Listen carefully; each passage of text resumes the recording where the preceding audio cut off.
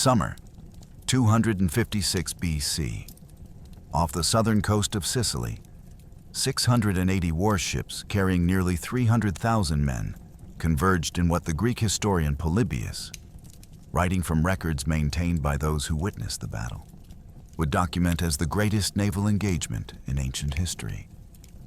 The Roman Republic, a land power with less than a decade of naval experience, was about to face Carthage's legendary Mediterranean fleet in a clash that would dwarf every sea battle that came before it. By sunset, 94 Carthaginian warships would be captured or destroyed. The path to Africa lay open. Rome's first invasion of a foreign continent could begin. But here's the number that historians still struggle to process. 1 year later, in a single summer storm off this same Sicilian coast, 384 Roman warships would be obliterated and over 100,000 men killed in what remains the worst maritime disaster in recorded history. Polybius, our most reliable ancient source, writing barely a century after these events, states explicitly that no greater catastrophe has befallen a fleet at one time in all of history. By the end of this video, you'll understand how a revolutionary boarding device called the corvus enabled Rome to defeat superior naval powers, why a Spartan mercenary completely reversed the African campaign in a single battle, and how command arrogance killed more Romans in one night than Hannibal would later kill at Cannae. 3 documented facts will reshape your understanding of ancient naval warfare. First, the tactical formation that split Rome's 330-ship invasion fleet into 4 coordinated squadrons, a level of battlefield complexity that wouldn't be matched for centuries. Second, why Carthaginian sources themselves tried to minimize their catastrophic losses at Cape Ecnomus, and what the casualty ratio reveals about Roman tactical innovation. Third, the helmsman's warnings that Roman consuls ignored before sailing into history's deadliest maritime disaster, and why Polybius explicitly blames the commanders, not fate, for what followed. But here's what makes this strategically fascinating. How did Rome win the largest naval battle in ancient history, yet lose the war in Africa within a year? What made 100 elephants more effective than 330 warships? Why did the corvus, Rome's game-changing weapon, disappear from history after the storm at Camarina? And how did Rome, after losing 100,000 men in a single night, rebuild its fleet and continue fighting for 14 more years to ultimate victory? To understand how Rome achieved the impossible at Ecnomus, only to suffer catastrophe at Camarina, we need to return to 264 BC, when 2 Mediterranean superpowers stumbled into a war that would consume a generation. By 261 BC, 6 years into what would become the longest continuous war in ancient history, the struggle for Sicily had calcified into a strategic nightmare for Rome. The First Punic War had begun over control of Messana, a city commanding the strait between Sicily and Italy. What started as a limited intervention had exploded into total war for control of the Mediterranean's most strategically valuable island. Rome controlled Sicily's interior.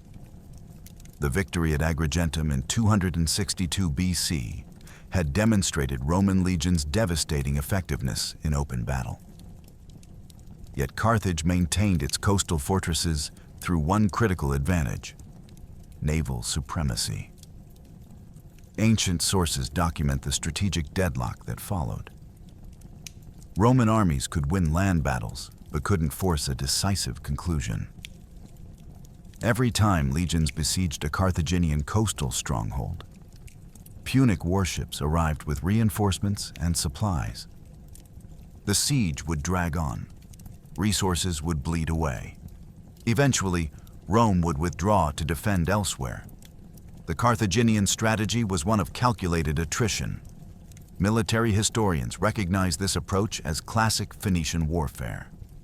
Bank on the enemy's exhaustion, wait for their resources to deplete, then negotiate from strength. Carthage had perfected this method over centuries of Mediterranean conflict.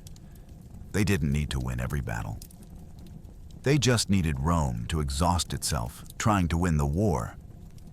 But in 260 BC, the Roman Senate made a calculation that would alter Mediterranean history. Polybius records their reasoning with unusual clarity. Defeating Carthage required neutralizing their naval advantage. More than that, it required directly threatening the Carthaginian heartland in North Africa. You couldn't win by defending everywhere in Sicily. You had to make Carthage defend itself at home. The decision was audacious to the point of absurdity. Rome, lacking any native maritime tradition, ordered the construction of a massive fleet. Historical accounts describe how Roman engineers used a captured Carthaginian quinquereme, a warship with 5 men per oar, as a blueprint.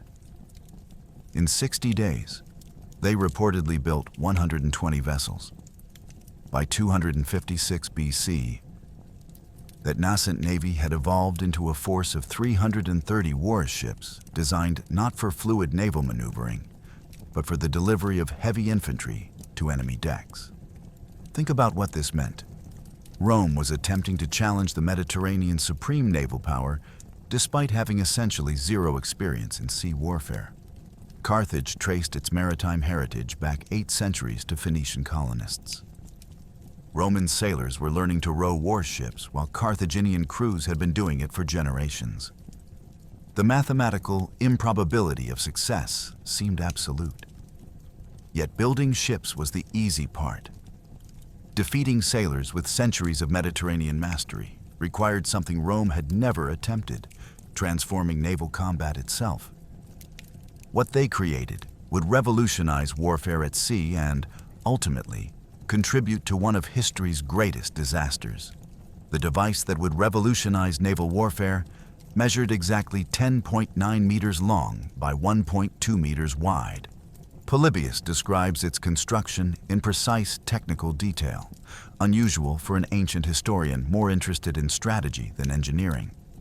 The corvus, Latin for crow or raven, consisted of a boarding bridge mounted on a vertical pole approximately 7.3 meters high, positioned near the prow of each Roman quinquereme. A pulley system allowed the bridge to be raised and lowered. A heavy iron spike shaped like a bird's beak protruded from the underside of the device's far end. Small parapets ran along both sides. But here's where Roman engineering brilliance revealed itself.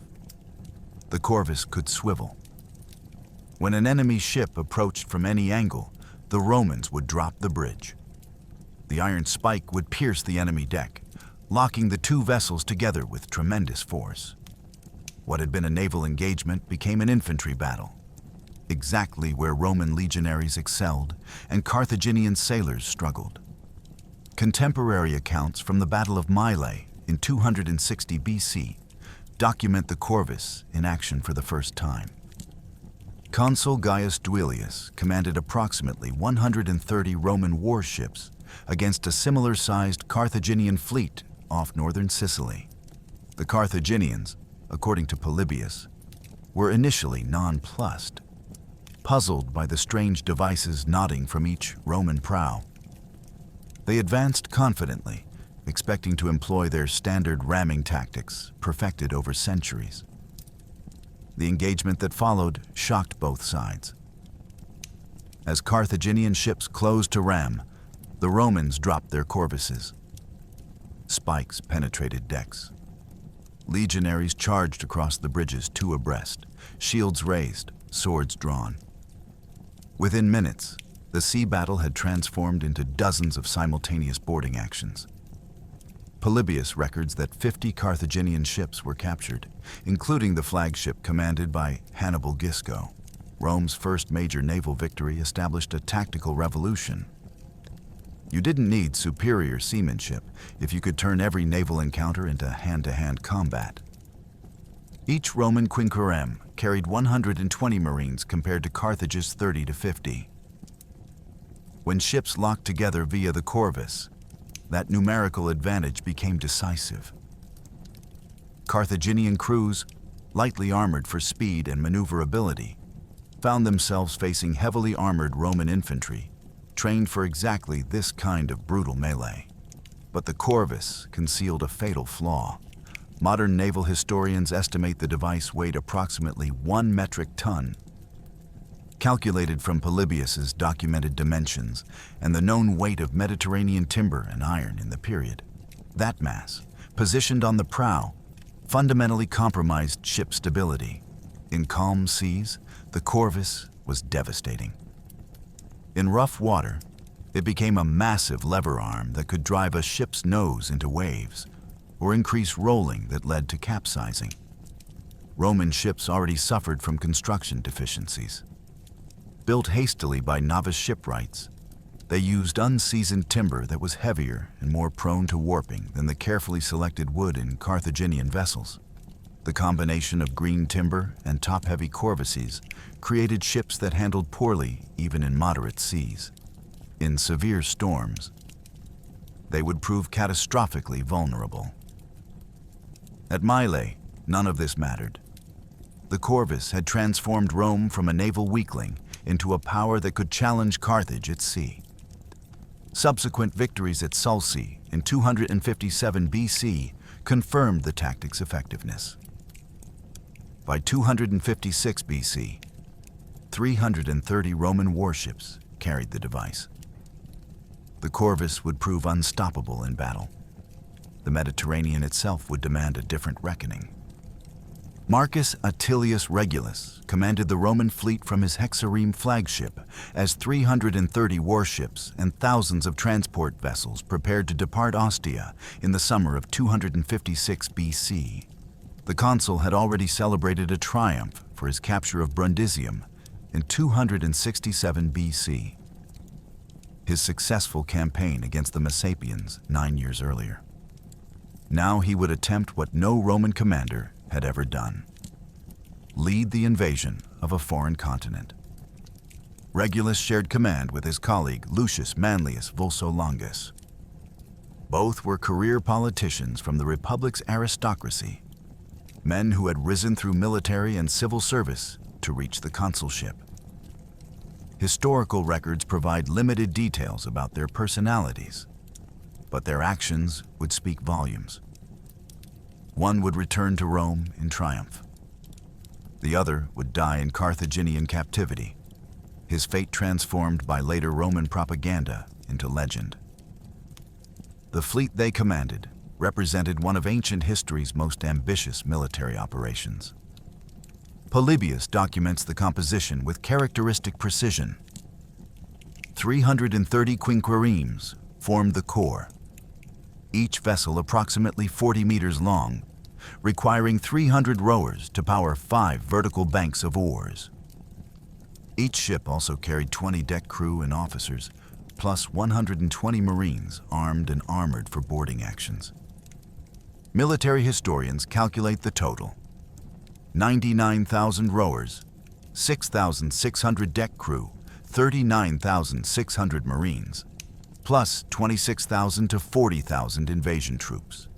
Approximately 140,000 men total aboard the warships alone. The transport ships carrying horses, siege equipment, and supplies added thousands more. Think about those numbers.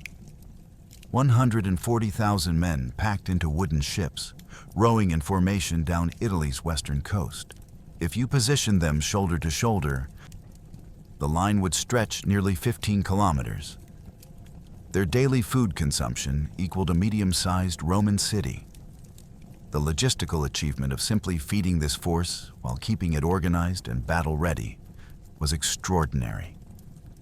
The strategic objective was equally unprecedented: cross the Strait of Sicily at its narrowest point to minimize time in open water, where storms or Carthaginian fleets could strike.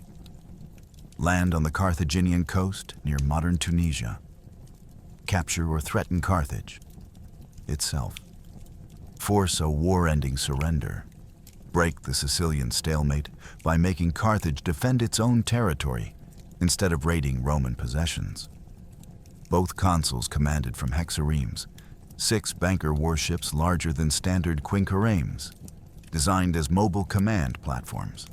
These flagships would form the apex of Rome's battle formation, leading 330 warships into what would become the largest naval battle in ancient history. As the massive fleet departed Ostia in early summer, rowing in synchronized formation south along the coast, Regulus couldn't have known that his name would become associated with both Rome's greatest naval victory and its most catastrophic defeat. 350 Carthaginian warships were already mustering at their home port, preparing to intercept the invasion before it could reach African soil. While Rome marshaled novice sailors and untested ships, Carthage summoned a fleet built on 8 centuries of Phoenician maritime dominance. Phoenician colonists had founded Carthage around 814 BC. By 256 BC, that gave them 560 years of continuous naval tradition. Generations of sailors who had learned Mediterranean waters, winds, and tactics from fathers and grandfathers stretching back through time. Polybius documents that Carthage mustered 350 quinqueremes for the interception. Modern historians estimate approximately 150,000 personnel aboard, though this figure is less certain than the Roman count. Each ship required 300 rowers plus deck crew. Where Carthage differed dramatically from Rome was in marine contingent. Carthaginian quinqueremes carried 30 to 50 marines, compared to Rome's 120. This wasn't a weakness, but a reflection of tactical doctrine. Carthaginian crews relied on superior seamanship and ramming attacks, not boarding actions. Their preferred tactics had dominated Mediterranean naval warfare for centuries. The diekplas involved sailing through gaps in the enemy line at high speed, wheeling to ram vulnerable sterns or sides. The periplus was a flanking maneuver around enemy wings. Both required precise ship handling, experienced helmsmen, and crews who could execute complex maneuvers under combat conditions. Carthaginian vessels, built with seasoned timber and modular construction systems perfected over generations, were faster and more maneuverable than their Roman counterparts. The commanders leading this fleet were veterans. Hanno commanded the right wing, the same Hanno who had been defeated at Agrigentum 4 years earlier. He led the fastest quinqueremes, positioned for the critical outflanking movement. Hamilcar commanded the center and left wing. This Hamilcar had fought at the earlier Battle of Tyndaris and understood Roman tactics. Together, they represented Carthage's most experienced naval leadership. Strategic planning centered on interception before Rome reached Africa. Fast scout ships tracked the Roman fleet's progress from the Italian mainland. When the Romans crossed into Sicilian waters, Carthaginian scouts reported their movements continuously. The Carthaginians positioned their fleet at Heraclea Minoa, the easternmost town they still controlled on Sicily's southern coast. From there, they could intercept any Roman crossing attempt. The Carthaginian plan exploited their advantages. Form an extended line that could envelop the Roman formation. Use superior speed to flank and surround. Draw enemy ships into situations where ramming attacks could destroy them before boarding actions began. Above all, prevent the invasion fleet from reaching Africa intact. Every transport sunk, every warship destroyed, every Roman soldier drowned meant the invasion weakened before it could threaten Carthaginian territory. For the first time in generations, the Mediterranean's supreme naval power was fighting for survival. Carthage had fought many wars, weathered many sieges, defeated numerous enemies. But this Roman threat was different. An inexperienced naval power using revolutionary tactics to challenge centuries of Phoenician dominance. Historical sources suggest genuine alarm in Carthage. If Rome landed a full invasion force on African soil, the war's entire character would transform. By midsummer, 256 BC, both fleets were converging on the waters off southern Sicily. The Romans sailed west with their transport ships protected inside a revolutionary formation. The Carthaginians waited in extended line off Heraclea, Minoa. What followed would be documented by Polybius as the largest naval battle in ancient history.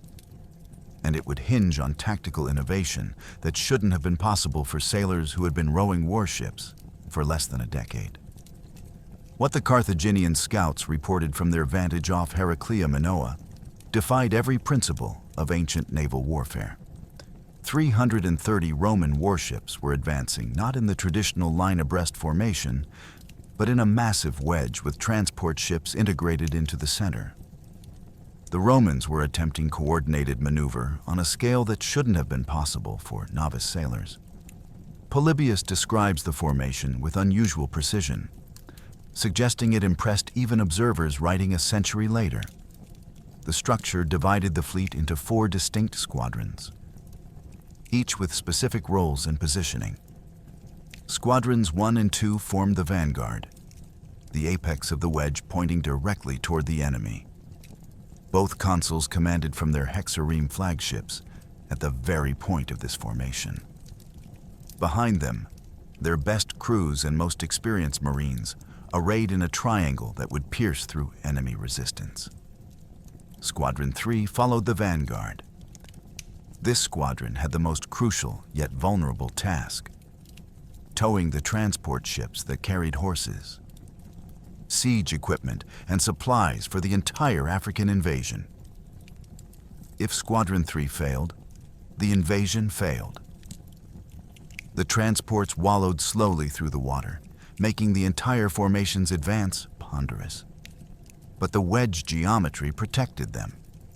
Ships ahead and on both sides could respond to threats.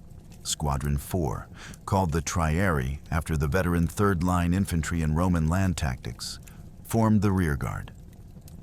Unlike the wedge formation ahead, the Triarii deployed in line abreast, a horizontal line of warships that could swing to engage threats from any direction.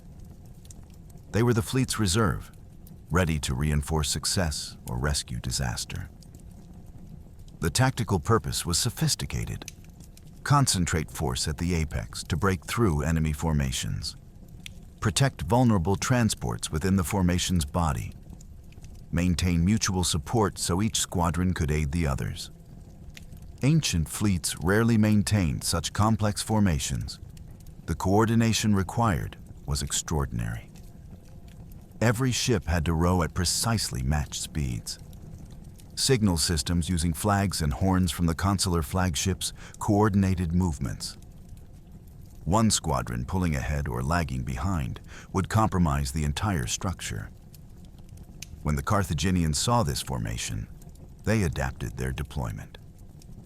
Their extended line, designed to envelop a traditional enemy formation, now faced a concentrated wedge that could punch through their thin center. Hanno and Hamilcar revised their plan. Let the center appear weak to draw in the Roman vanguard. As the consuls pursued what seemed like a breaking enemy, the Carthaginian wings would attack the isolated rear squadrons and transports. Superior Carthaginian speed would be decisive in the flanking attacks. The geometry of ancient naval combat favored the side that could dictate engagement distance and angle. Carthaginian crews excelled at positioning their bronze rams against enemy hulls where wooden planking was weakest. Roman crews, less skilled at ship handling, needed to close quickly and deploy their corvuses. The wedge formation forced a frontal engagement where Roman boarding tactics could dominate. As the two fleets closed to visual range off Cape Ecnomus, commanders on both sides understood the stakes. Carthage needed to destroy this fleet to protect their homeland. Rome needed to break through to Africa or face strategic stalemate in Sicily for years to come. The battle formation each side had chosen would determine whether Carthage remained the Mediterranean's dominant power or whether Rome's revolutionary tactics would shatter 8 centuries of Phoenician naval supremacy. The massive fleets began their final approach. 680 warships carrying nearly 300,000 men were about to collide in the largest naval battle ancient historians would ever document. Within hours, the carefully planned formations would dissolve into chaos, and tactical brilliance would determine which side survived. Hamilcar's center held formation as the Roman vanguard squadrons drove straight toward them. The Carthaginian line, stretched thin to maximize its length for envelopment, seemed vulnerable to the concentrated Roman wedge. Then, on signal from Hamilcar's flagship, the entire center line suddenly turned and fled. The Romans, seeing what appeared to be the enemy breaking, pressed their attack with full speed. Polybius explicitly describes this as a planned stratagem. Hamilcar's center had received orders to execute a feigned retreat the moment Roman ships came within striking range. The maneuver required precise coordination. If ships fled in disorder, the ruse would become an actual rout. But Carthaginian crews had drilled for exactly these tactics. They turned and rowed away in organized formation, not panic. Regulus and Manlius Vulso Longus, commanding from the apex of the Roman wedge, made the decision that Hamilcar anticipated: pursue the fleeing enemy. Squadrons 1 and 2 accelerated, their 300 rowers per ship driving them forward at maximum speed. The consuls fought under each other's direct observation, neither willing to show hesitation. They chased Hamilcar's center farther and farther from the main Roman fleet. The gap opened exactly as Carthaginian planning intended. As the vanguard squadrons pursued Hamilcar, Squadron 3 with its towed transports and Squadron 4's rearguard lagged behind. Ancient warships, even in calm seas, struggled to maintain perfect formation. The addition of towed transports made synchronized movement nearly impossible. Within minutes, a significant separation had formed between Rome's attacking vanguard and its vulnerable rear. At one and the same time, as Polybius phrases it, the Carthaginian wings struck. Hanno's right wing, composed of the fleet's fastest quinqueremes, swept around the Roman formation towards open water. These ships had been positioned specifically for this flanking maneuver. They curved around Squadron 4's line abreast defense, attacking from the seaward side where the triarii had limited support. The Carthaginian left wing assaulted Squadron 3 and the transports directly. These were the prizes. Destroy the transports and the invasion ended regardless of what happened in other parts of the battle. Squadron 3's commanders faced an impossible decision within seconds of the attack beginning: maintain tows to the transports and become sitting targets for Carthaginian rams? Or cut the tow lines and leave the transports vulnerable? They chose a third option that would prove tactically brilliant. Squadron 3 cut the tow lines, freeing their warships to maneuver. But instead of abandoning the transports, they formed a defensive circle around them. Ships arranged with prows facing outward in all directions. Every corvus-equipped prow covered a different sector. Any Carthaginian ship approaching from any angle would face Roman boarding bridges. Squadron 4, the triarii, found themselves engaged simultaneously by Hanno's right wing. The veteran rearguard maintained their line abreast formation, using their corvuses to counter the Carthaginians' attempts to ram from favorable angles. Polybius records that both rear squadrons experienced great embarrassment and distress. They were under heavy pressure, taking casualties, struggling to maintain cohesion. The battle had fragmented into 3 separate engagements. In the center, Regulus and Manlius pursued Hamilcar's feigning center. On the Roman right, Squadron 4 battled Hanno's flanking attack. On the Roman left, Squadron 3 desperately defended the transports against the Carthaginian left wing. The carefully coordinated wedge had dissolved into desperate, isolated struggles. For critical minutes, the outcome hung in balance. Hamilcar's plan was working. The Roman fleet was divided, fighting on multiple fronts, unable to coordinate between squadrons.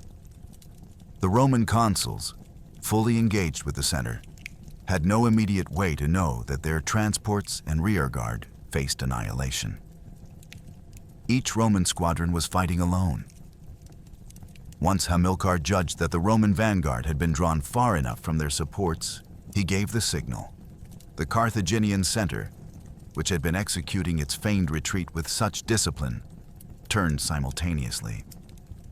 What had appeared to be fleeing ships suddenly became an attacking fleet, driving directly at the pursuing Roman consuls. The engagement that followed was, in Polybius's description, very hot. Carthaginian crews used their superior speed to attempt flanking the Roman ships, trying to position their rams against vulnerable sterns and sides. But here, in close quarters combat, the corvus revealed its true revolutionary impact. Every time a Carthaginian quinquereme maneuvered close enough to ram, the Romans dropped their boarding bridges. Iron spikes pierced decks. Roman marines charged across. Contemporary accounts emphasize that both consuls fought personally in this phase. Regulus and Manlius Vulso Longus were not directing the battle from a safe distance. They were on the decks of their flagships, fighting under each other's direct observation. Roman troops, seeing their commanders engaged in hand-to-hand combat, fought with corresponding ferocity. The psychological impact was significant.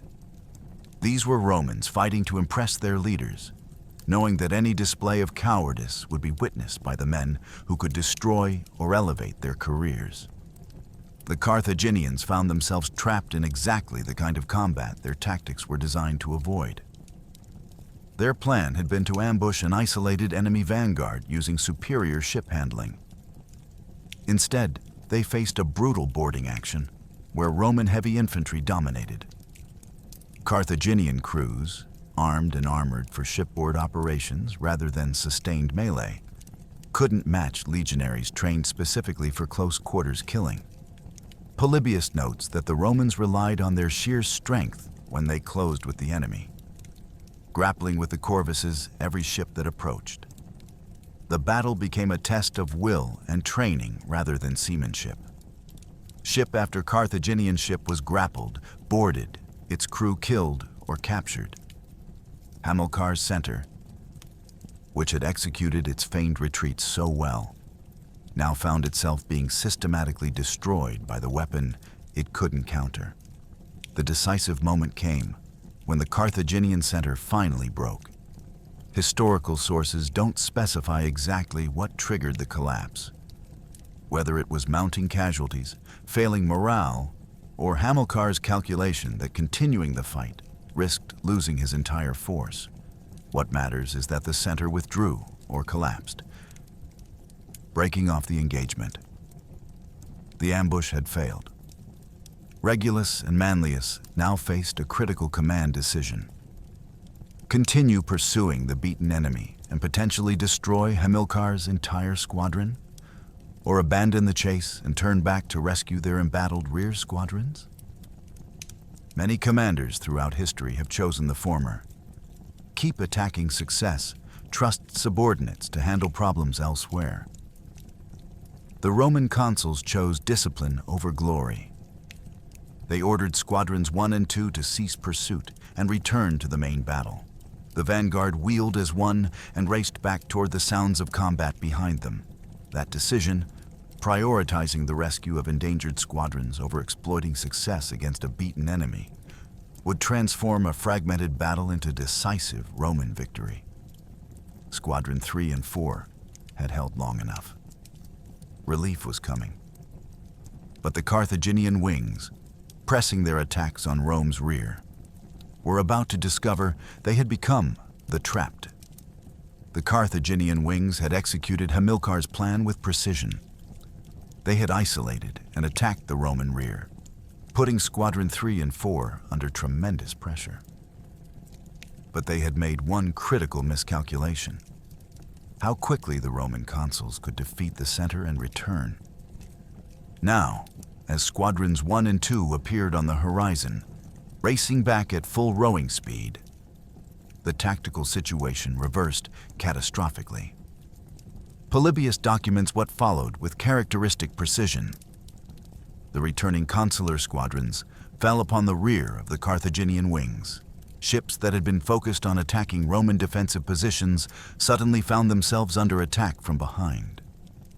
The Carthaginians were caught between Rome's defensive formations in front and the vanguard's assault from behind. Geography compounded the disaster.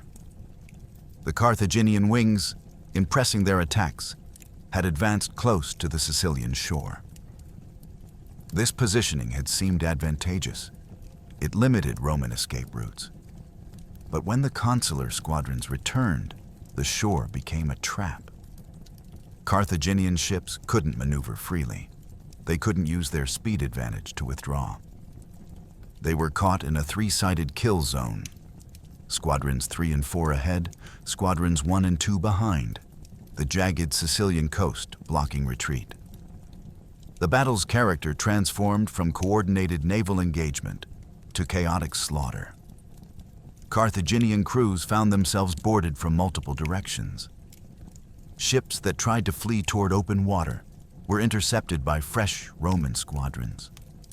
Ships that tried to withdraw along the coast ran into each other, became entangled, or were driven onto rocks and shoals. The superior Carthaginian seamanship that should have allowed escape proved useless in the crowded, confused conditions. Polybius records that many ships trapped against the shore surrendered when unable to break free. This detail is significant. Carthaginian crews choosing surrender rather than fighting to the death suggests the hopelessness of their situation. Mediterranean naval combat rarely ended in mass surrenders. Crews usually fought until killed or their ships sank. That 50 ships surrendered indicates they had no viable escape and saw continuing combat as futile. The Roman squadrons, reunited and coordinating their attacks, methodically destroyed the trapped Carthaginian wings. The corvus, designed for offensive boarding, proved equally effective when enemies had nowhere to flee. Roman marines crossed from ship to ship, each vessel captured providing a platform to attack the next. The systematic destruction took hours. This wasn't a momentary collapse, but a sustained grinding down of trapped forces. As Carthaginian ships that could escape began withdrawing, the magnitude of the defeat became clear. Hamilcar's brilliant stratagem, feigned center retreat, wing attacks on isolated rear squadrons, had transformed into catastrophic disaster. The center had been defeated and driven off. Both wings were trapped and being systematically annihilated. The largest Carthaginian fleet mustered in years was being destroyed off the coast of Sicily. The Romans, exhausted from hours of combat, finally ceased their attacks as surviving Carthaginian ships withdrew beyond effective pursuit range. The waters off Cape Ecnomus, according to contemporary descriptions, were choked with wreckage, blood, and bodies. 680 warships had met in battle. By sunset, the numerical cost to Carthage would be counted in captured and sunken vessels that changed the Mediterranean's balance of power. When Roman scribes counted the captured Carthaginian ships secured in the shallow waters off the Sicilian shore, the numbers revealed a victory of unprecedented scale. Polybius, writing from records maintained by both Roman and Carthaginian sources, documents the precise toll with unusual specificity. 30 Carthaginian ships sunk in combat, 64 ships captured, 50 of them trapped against the shore and surrendered, the remainder taken through boarding actions. Total Carthaginian losses: 94 ships, representing 27% of the 350-ship fleet that had sailed to intercept the Romans. Roman losses stood at 24 ships sunk, 7.3% of their 330-ship fleet. The casualty ratio, nearly 4-to-1 in ships alone, demonstrated the tactical revolution the corvus had enabled. Carthage had entered battle with more ships, more experienced crews, and 8 centuries of naval tradition. Rome had emerged victorious through innovation that transformed Mediterranean naval combat. Think about what these numbers represent. 94 Carthaginian warships lost means approximately 28,200 rowers, deck crew, and marines killed or captured. Each captured ship added its entire crew to Roman prisoner counts. The human cost of Ecnomus exceeded most ancient land battles. This was industrial-scale killing, maritime warfare on a scope that wouldn't be matched until the modern era. The strategic calculation was equally dramatic. The path to Africa now lay open. No Carthaginian fleet remained positioned to intercept the Roman crossing. The transport ships, protected through Squadron 3's defensive brilliance, had survived intact. The invasion force had suffered minimal casualties. Within days, Rome could land on Carthaginian territory and begin operations against the Punic heartland. Military historians analyzing Ecnomus identify several factors in the Roman victory. The corvus, obviously, proved decisive in close-quarters combat, but tactical discipline mattered equally. When Squadrons 3 and 4 came under attack, they maintained formation instead of breaking. When the consuls faced the choice between pursuing beaten enemies or rescuing embattled squadrons, they chose correctly. Roman tactical doctrine emphasized subordinates' initiative with an overall command intent. Squadron 3's decision to form a defensive circle demonstrated this principle in action. The Carthaginian defeat stemmed from overconfidence in a brilliant plan. Hamilcar's stratagem would have worked against any traditional navy. But the corvus had changed the fundamental calculus of naval combat. Superior seamanship couldn't defeat heavy infantry once ships locked together. The Carthaginian wing's aggressive pursuit trapped them against the shore when the situation reversed. As the Roman fleet prepared to cross to Africa, riding high on history's greatest naval victory, nobody could predict that within 13 months, these same waters off Sicily would witness an even greater catastrophe. The corvus had won Rome the battle. The Mediterranean would exact a terrible price. The fleet sailed directly for Africa, making landfall within days at Aspis on Cape Bon. The conquest that Regulus and Manlius envisioned was about to begin, and the strategic assumptions underlying the invasion would prove disastrously wrong. The Roman fleet landed at Aspis without opposition. Polybius records that the city's inhabitants, seeing 300 warships approach, fled inland rather than face siege. The Romans captured an intact port, established a secure base, and began raiding the surrounding countryside. The African invasion had begun with stunning success. Manlius Vulso Longus departed almost immediately. He took the bulk of the fleet, all captured Carthaginian ships, war booty, and prisoners back to Rome. Upon arrival, he celebrated a naval triumph, a ceremonial procession through Rome reserved for victorious commanders. The political value of Ecnomus was immense. Rome had defeated Carthage's legendary fleet. The Mediterranean's balance of power had shifted. Regulus remained in Africa with 15,000 infantry and 500 cavalry. Polybius provides these specific figures, which modern historians accept as realistic for an expeditionary force expected to campaign semi-independently. The numbers reveal Rome's strategic calculation. This wasn't a massive invasion force designed to overwhelm through size. It was a mobile army intended to threaten Carthage through speed and aggressive operations. The campaign that followed demonstrated why Rome had chosen Regulus. He moved with stunning velocity. defeating Carthaginian forces at the Battle of Attis, approximately 24 kilometers south of Carthage. The Carthaginians attacked over unfavorable hilly terrain that negated their cavalry and elephant advantages. Roman legionaries, fighting on ground that suited their tactics, shattered the attack. The path to Carthage's walls lay open. Regulus captured Tunis, barely 16 kilometers from Carthage itself. Historical sources describe panic in the city. Carthage sued for peace negotiations. The war, which had dragged on for 8 years in Sicily, seemed ready to end through direct strategic threat to the Punic capital. Everything Rome had gambled on. The fleet construction, the revolutionary corvus, the risky invasion, appeared to be paying off in complete victory. Then, Regulus overreached. The exact peace terms he demanded are debated by historians, as no contemporary text of his proposals survives.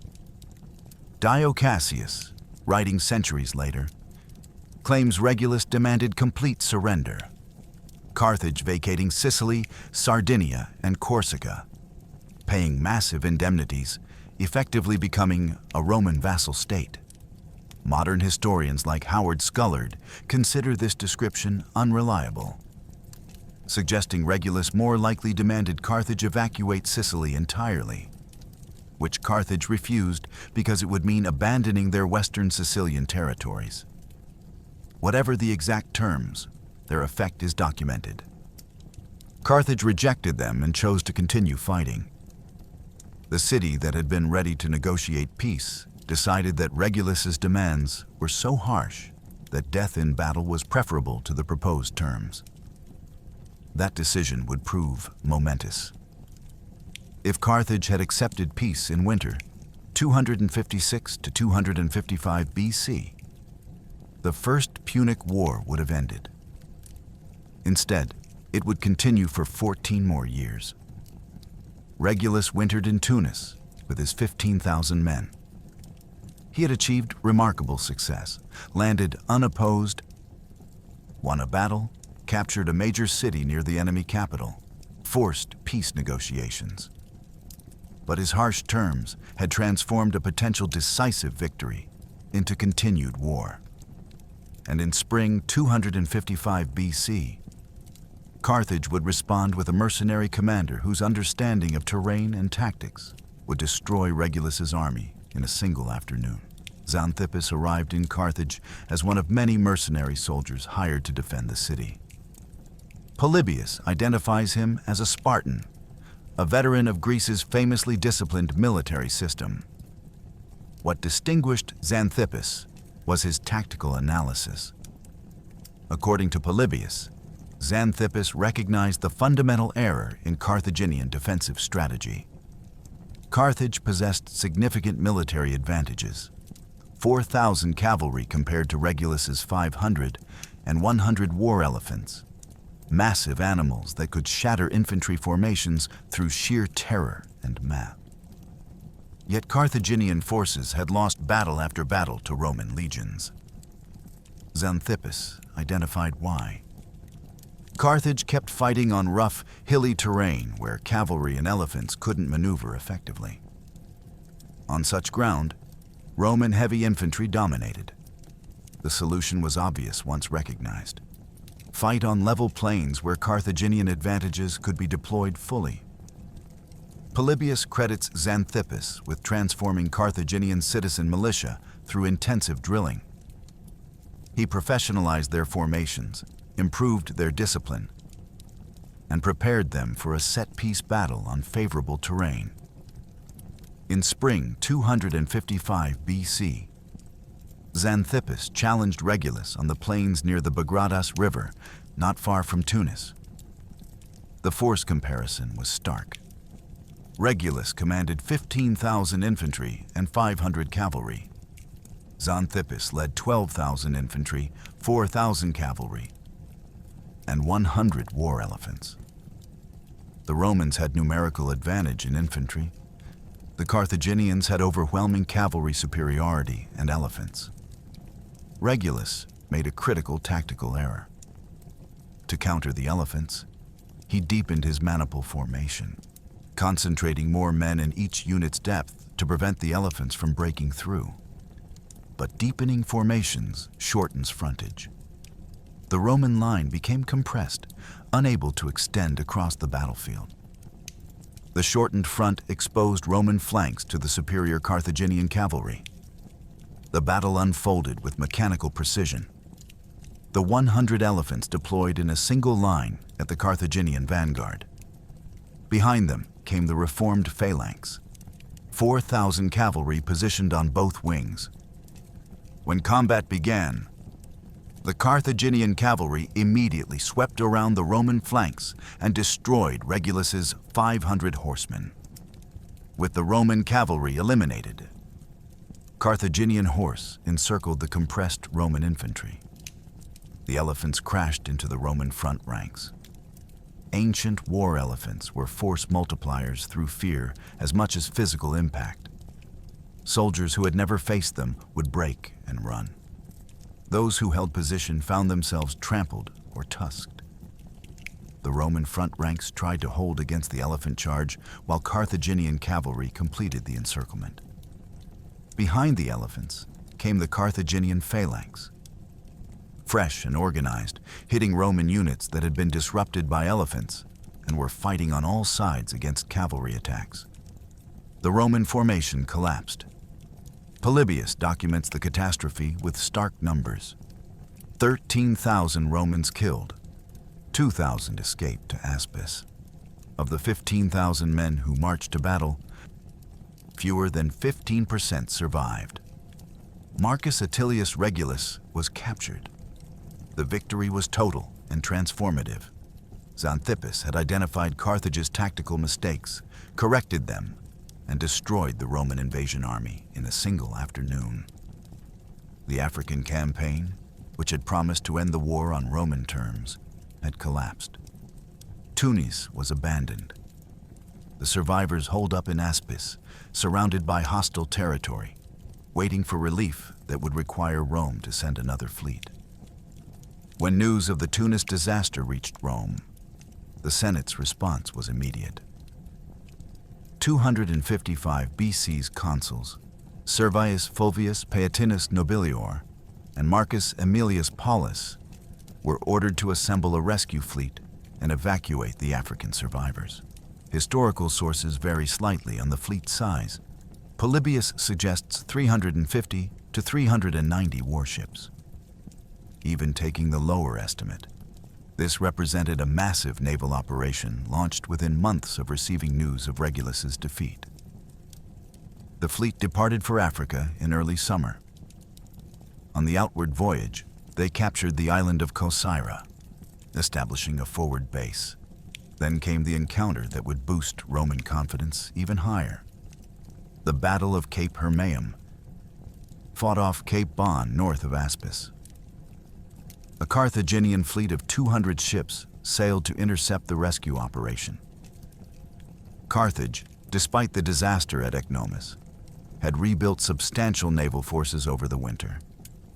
These were largely survivors from the earlier battle, plus newly constructed vessels. Their objective was to prevent Rome from evacuating the trapped survivors. If the Romans couldn't rescue their forces, future invasion attempts would face strategic impossibility. The Romans won decisively. Contemporary sources document 114 Carthaginian ships captured along with their entire crews and 16 ships sunk.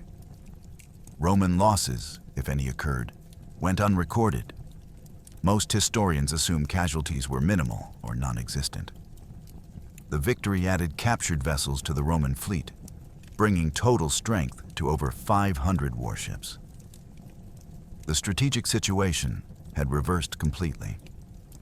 Carthage had won the land campaign, destroying Regulus's army. But Rome maintained overwhelming naval superiority. The African coast was now accessible whenever Rome chose to attempt another landing. Carthage could defeat Roman armies on land, but couldn't prevent their arrival. The Romans landed at Aspis, dispersed the besieging forces, and evacuated the 2,000 survivors of Tunis.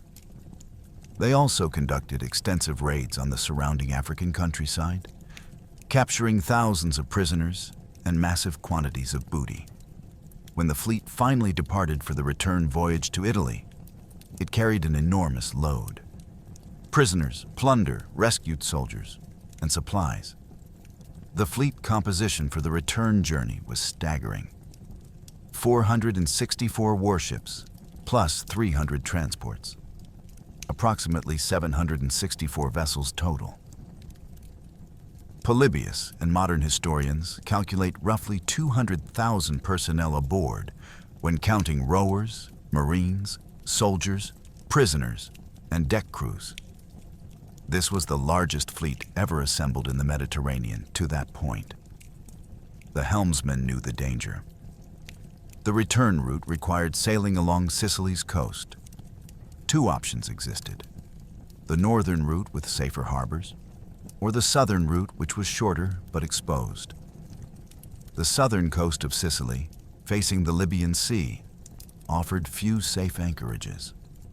Its rocky shores were notorious for dashing ships to pieces in storms.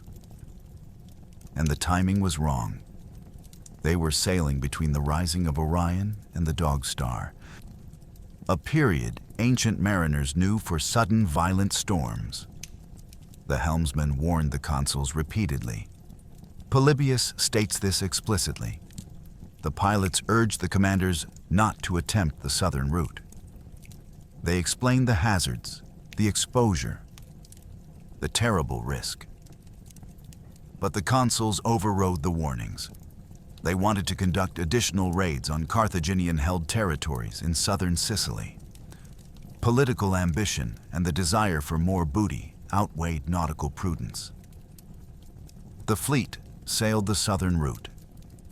In mid-July, 255 BC, somewhere between the city of Camarina and Cape Passaro on Sicily's southeastern corner, the Mediterranean revealed its true power.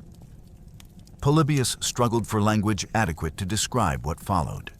He wrote that the storm was so fierce and the disaster so terrible that it is difficult to adequately describe it, owing to its surpassing magnitude. For an ancient historian, a man who had documented decades of warfare, who had seen battlefields and sieges, to admit that words failed him reveals the catastrophe's scale. The storm struck without extended warning. Mediterranean summer storms, what modern meteorologists call Mediterranean cyclones or medicanes, can develop rapidly. These systems produce waves 15 to 16 meters high, sustained winds exceeding 100 kilometers per hour, and conditions that can destroy modern steel vessels. For ancient wooden ships, top-heavy with corvuses and laden with prisoners and booty, survival was nearly impossible. The fleet was scattered along the southern Sicilian coast when the storm hit. 764 vessels caught in open water with nowhere to shelter. The unseasoned timber in Roman ships, heavier and more prone to leaking than properly constructed vessels, compromised structural integrity. The corvus, 1 metric ton of weight on each prow, turned ships into diving planes. The bow would plunge into waves instead of riding over them. Overloading from prisoners, booty, and rescued troops reduced freeboard, meaning ships sat dangerously low in the water. Polybius documents the result with mathematical precision. Of 464 warships, 384 were sunk or wrecked. 83% of the warship fleet lost, all 300 transports destroyed. Only 80 warships survived to reach Syracuse. The ships were either swamped by waves or driven onto the rocks and headlands where they broke to pieces. The human toll exceeded anything in ancient military history. Over 100,000 men died. Scullard breaks down the casualties. 25,000 soldiers, including many survivors from Regulus's army who had been rescued only to drown weeks later. 70,000 rowers and crew, unknown thousands of Carthaginian prisoners captured at Cape Hermaeum and during the African raids. The majority of deaths fell on Rome's allied communities, the Socii Navalis, who provided sailors and rowers.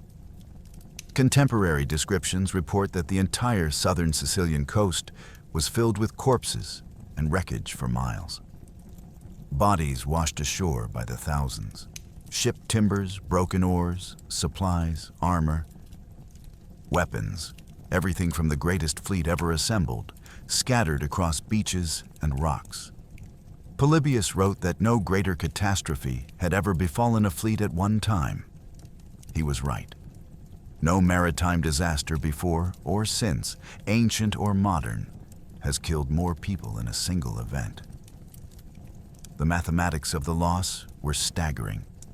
Rome had won the largest naval battle in history at Ecnomus, losing only 24 ships. 1 year later, they lost 384 ships, 16 times the Ecnomus losses, to a storm their consuls had been explicitly warned to avoid. More Romans died off Camarina in one night than would die at the famous disaster of Cannae decades later, when Hannibal annihilated a consular army. Polybius's judgment was harsh and explicit. He wrote that fortune was not so much to blame as the commanders themselves. The pilots had warned them repeatedly not to steer along the southern coast. The consuls ignored professional advice. Their decision, driven by political ambition and desire for additional plunder, killed over 100,000 men. The storm finally broke. The survivors struggled into Syracuse. 80 warships from a fleet of 464, the greatest naval victory in ancient history, had enabled an African invasion that ended in defeat. The rescue fleet had successfully evacuated survivors, only to lose them and 10 times as many others to consular hubris and the Mediterranean. In a fury that ancient historians couldn't adequately describe even when they tried, historians identify 4 factors that converged to create the Camarina catastrophe. 1 probable technological vulnerability, documented construction weaknesses, verified overloading conditions, and explicit command failure recorded by Polybius himself. Together, these created conditions where even moderate storms could prove catastrophic. And the storm that struck was anything but moderate. The corvus stands as the first probable contributing factor. Modern naval historians estimate the device weighed approximately 1 metric ton, calculated from Polybius's documented dimensions and known construction materials. That mass positioned on the prow fundamentally compromised stability. In calm seas during battle, this didn't matter. Ships maneuvered slowly, and the corvus enabled decisive boarding actions. But in rough seas with large waves, the device became a massive lever arm. When the bow rose on a wave, the corvus's weight helped drive it down. When the ship rolled, the off-center mass increased capsizing risk. The correlation between corvus use and disaster is suggestive. The device appears in historical sources at Mylae, Sulci, and Ecnomus, consistently successful in battle. After Camarina, it never appears again. The Battle of the Aegates Islands in 241 BC, which decided the First Punic War, was won by Rome without corvuses. The simplest explanation is that Roman naval architects recognized the device's vulnerability and abandoned it. Whether the corvus was the primary cause of the Camarina losses or merely a contributing factor remains debatable. But historians identify it as a probable element in the disaster. Roman construction quality represents a documented weakness. Polybius notes that Romans were novice shipwrights when they began building their fleet. They used unseasoned timber, wood that hadn't been dried and aged properly. Unseasoned timber is significantly heavier than seasoned wood and more prone to warping and rot. This compromised both structural integrity and increased overall ship weight. Carthaginian vessels, by contrast, used carefully selected seasoned timber and modular construction systems perfected over generations. The Roman ships that survived battle conditions often failed in rough seas because their construction couldn't handle the stresses. Overloading was verified beyond doubt. The fleet returning from Africa carried war booty, thousands of Carthaginian prisoners, rescued Roman troops, and normal crews. Every ship rode lower in the water than designed. Reduced freeboard meant waves could more easily swamp decks. The weight distribution from prisoners and plunder may have created instability beyond what the ships could handle. Ancient warships were never designed as cargo vessels. They were built for speed and combat, not transport capacity. But Polybius places ultimate blame on command failure, and his judgment is unambiguous. The helmsman warned the consuls repeatedly. Professional sailors explained the hazards of the southern route, the dangerous season, the lack of safe harbors. The consuls chose political ambition over nautical safety. They wanted to raid more Carthaginian territories, capture more booty, enhance their triumphant return to Rome. That decision killed over 100,000 men. Polybius's phrasing is damning. Fortune was not so much to blame as the commanders themselves. In ancient historiography, attributing disaster to human error rather than divine fate or bad luck was significant. Polybius, normally restrained in moral judgment, explicitly condemned the consul's decision-making. The warnings were clear. The risks were explained. Professional advice was available and ignored. Modern parallels illuminate the disaster. In January 2026, a Mediterranean storm called Cyclone Harry produced waves 16 meters high between Sicily and Malta, sinking modern vessels, destroying harbor infrastructure. Ancient quinqueremes, with corvuses, unseasoned timber, east and overloaded holds, would have had virtually zero chance of survival in such conditions. The storm that struck in 255 BC might have been survivable on the northern route with safe harbors available. On the exposed southern coast, with nowhere to shelter, the fleet died. The loss of over 100,000 men and 384 warships would have broken most ancient states. The demographic impact was devastating. Rome's census data documents the toll. Citizen population declined from 292,234 in 264 BC to 241,212 by 247 BC. Over 50,000 citizens fewer, though the Camarina casualties fell disproportionately on allied communities rather than citizens. The Socii Navals, Rome's seafaring allies from southern Italian coastal cities, were demographically shattered. These communities provided the rowers and sailors that enabled Roman naval operations. Entire towns lost most of their young men in a single night. The economic strain combined with demographic catastrophe to create a crisis that threatened Rome's ability to continue naval operations. The Senate's response revealed institutional character that would define Roman history. They refused to accept defeat as final. Within 1 year of the Camarina disaster, Rome launched a new shipbuilding program. 220 vessels were added to the surviving 80, rebuilding naval strength to 300 ships. The construction required enormous investment. Each quinquereme represented months of labor. Massive quantities of timber, bronze for rams, iron for fittings, and trained crews to operate them. The decision to rebuild rather than abandon naval warfare was strategically crucial. Carthage had won the African campaign through Zanthipus's tactical brilliance. But Carthage couldn't exploit that victory without controlling the seas. Rome's continued naval construction meant Carthage remained vulnerable to future invasions, unable to predict when or where Rome might land next.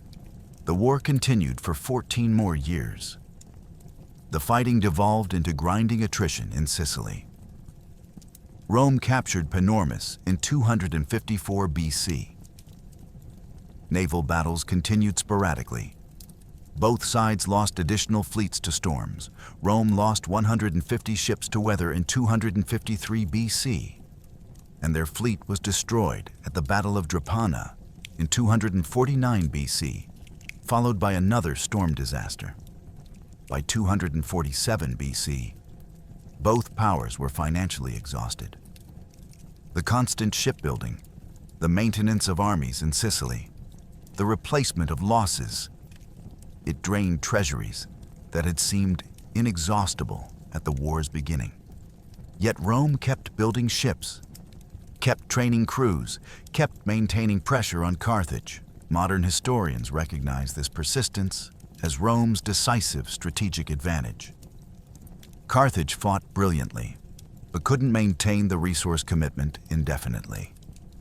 In 243 BC, Rome built yet another fleet, 200 ships financed through loans from wealthy citizens who accepted promises of repayment from war indemnities once victory was achieved.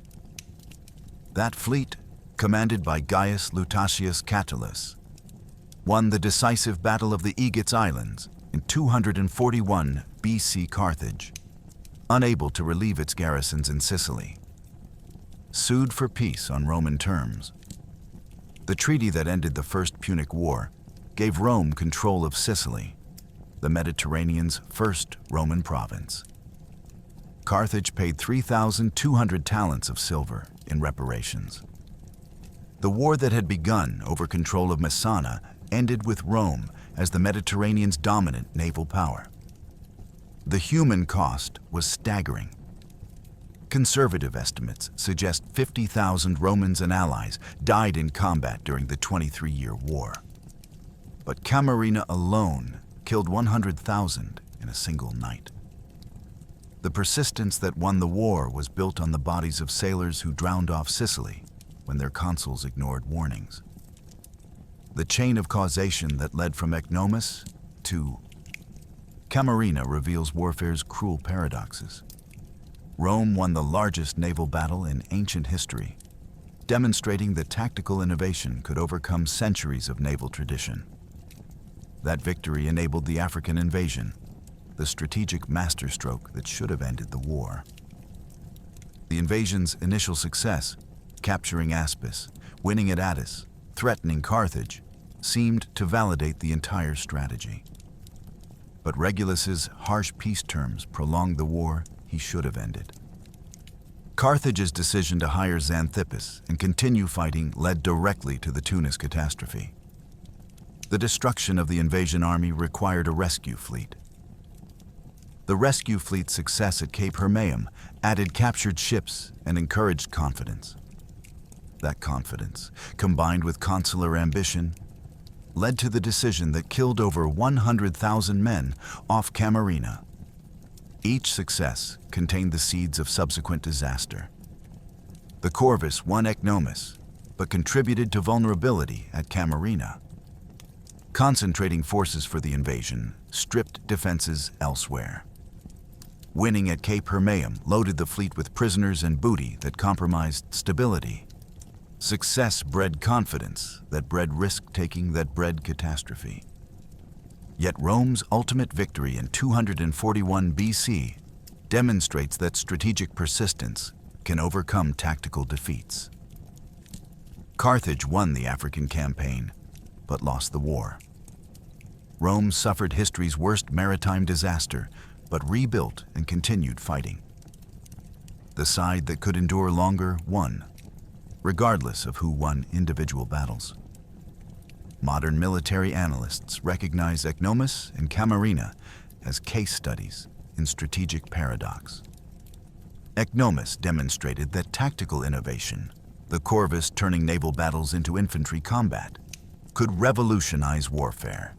Camarina demonstrated that technological innovation without addressing fundamental vulnerabilities creates catastrophic risk. Together, they show that winning battles doesn't guarantee winning wars, and that the ability to absorb losses and continue fighting often matters more than tactical brilliance. The corvus disappeared from Roman naval architecture after Camarina.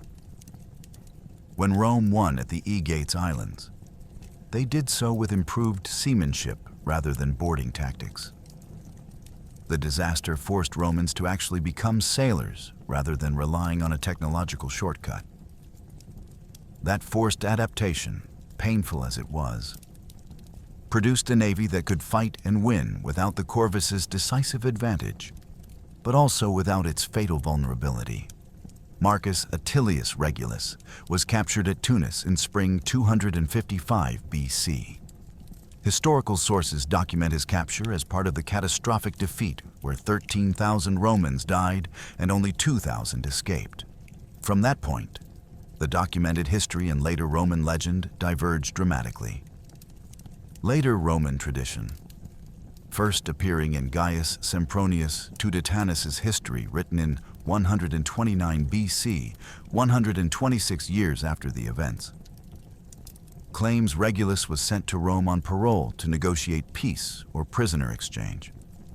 According to the legend, he urged the Senate to reject Carthaginian proposals, then voluntarily returned to Carthage to honor his oath. The Carthaginians, the story continues, tortured him to death for his defiance and honesty. The legend became a cornerstone of Roman moral education. Regulus as exemplum virtutis, the model of virtue, the man who kept his oath even when it meant certain death, who put Rome's interests above his own survival. Poets, historians, and moralists retold the story for centuries. It embodied everything Romans wanted to believe about their ancestors' character. But Polybius, our most reliable source, doesn't mention any of this. He records Regulus's capture at Tunis.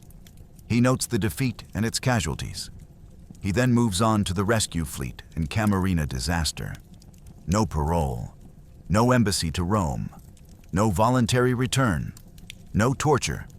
The supposed moral centerpiece of Regulus's story is completely absent from the historian writing closest to the events. Modern historians are nearly unanimous. The legend was almost certainly invented. The first appearance over a century after the events.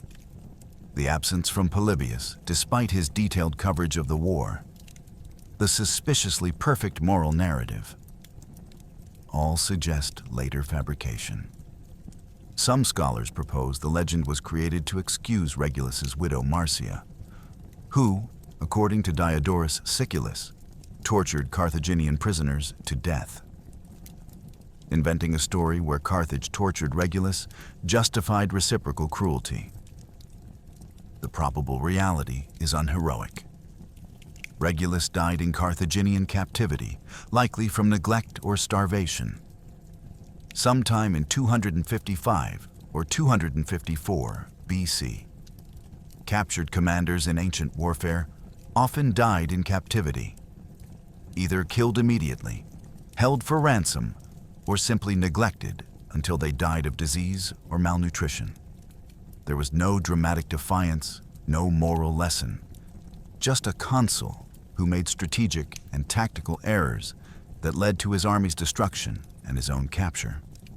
The historical Regulus was a competent commander who won initial victories in Africa. He was also a harsh negotiator whose excessive peace terms prolonged a war he could have ended. His tactical errors at Tunis, deepening formations without protecting flanks, contributed to the catastrophic defeat. He was a complex figure who succeeded and failed in equal measure, but later Romans transformed him into a legend because they needed one. The torture story, completely absent from contemporary sources, became the story everyone knew. Sometimes the myths we create about history matter more than the actual events. But historians must distinguish legend from documented fact. Outro, the mathematics of persistence. 2 battles, 1 year apart, on the same Mediterranean waters. Together, they reveal everything about ancient warfare's cruel mathematics. tactical brilliance, strategic persistence, technological innovation, command failure, human courage, and the unforgiving nature that ancient navies challenged every time they put to sea. The numbers tell the story. Cape Ecnomus, 680 ships, 290,000 combatants, the largest naval battle in ancient history. Roman victory with a 94 to 24 ship ratio. 1 year later, Camarina, 384 ships lost, over 100,000 dead in a single night. The worst maritime disaster in recorded history. Both numbers verified by Polybius, accepted by modern historians as accurate within reasonable margins. The corvus revealed technology's dual nature.